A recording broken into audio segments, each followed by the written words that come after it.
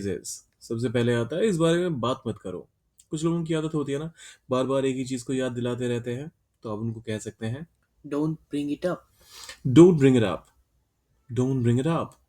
फिर आता है मैं बेवकूफ नहीं हूँ। मैं बेवकूफ नहीं हूं। अब देखिए, इसके लिए अगर आप कहते हैं आई एम नॉट अ फूल, तो हम्म, ग्रामेटिकली तो करेक्ट है, थोड़ा सा एडवांस हो जाएगा। आई wasn't born yesterday, obviously the person who would be हाँ, born yesterday would have no common sense, have no sense at all, forget about common sense. So I wasn't born yesterday. ठी- ठीक है। फिर आता है मैं इसे हाँ मान लेता हूँ। I'll take that as a yes. I'll take that as a yes. मैं तुम्हारी बात को तो अपनी तारीफ मान लेता हूँ, I'll take that as a compliment.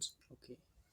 मैं तुम्हारी कही हुई बात को रजामंदी मान लेता हूँ, हम्म, I'll take that as an acceptance. Hmm, So I'll take that as a yes. जाने दो। Let it go या फिर let it slide. Let it slide. Let it go या फिर let it slide.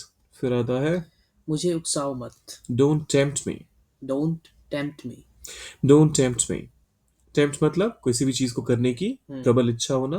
कहते हैं ना, वो चॉकलेट बड़ा टेम्पटिंग लग रहा था, वो डिश बड़ा टेम्पटिंग लग रहा था, हाँ, तो खाने की बहुत ज्यादा इच्छा हो रही थी। ठीक है। मुझे कोई अंदाजा नहीं है। I don't have a clue. I don't have a clue. I don't have a clue. I don't have a clue.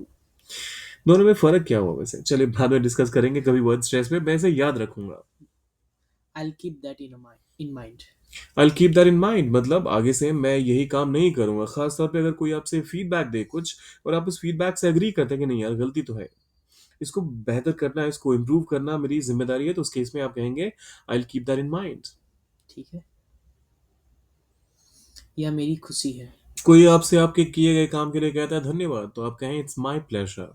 यह मेरी खुशी है, मतलब मुझे आपकी सहायता करने में खुशी हुई, कहने का एक दूसरा तरीका है hmm, it's my pleasure. It's my pleasure. Pleasure, कोई नुकसान नहीं हुआ। No harm done. No harm done. यार, आप किसी चीज के लिए बार बार सॉरी बोले जा रहे तो सामने वाला कहता है यार छोड़ो भी, उससे नुकसान तो कुछ हुआ नहीं है, तो क्यों इतनी टेंशन लेने का।